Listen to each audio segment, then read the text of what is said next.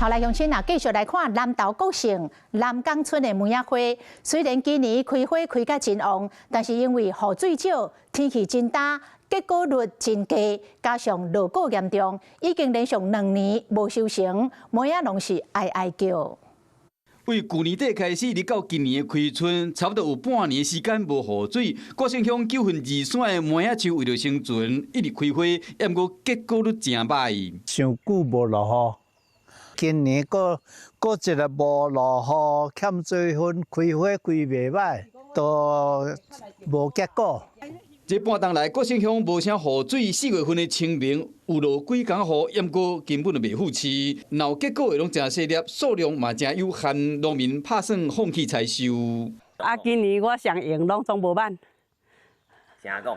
就攏無生。無生我就無辦，一丛安尼幾十斤啊！你看20-30斤啊，是變哪辦？看起來好像開得很好，可是收果率不是很好。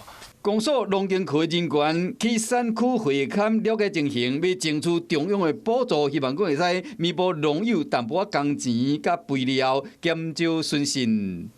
Hello， 我是林仙怡。想要搶先掌握最及時的新聞資訊嗎？趕快訂閱、按讚、開啟小鈴鐺，鎖定華視新聞 YouTube 頻道。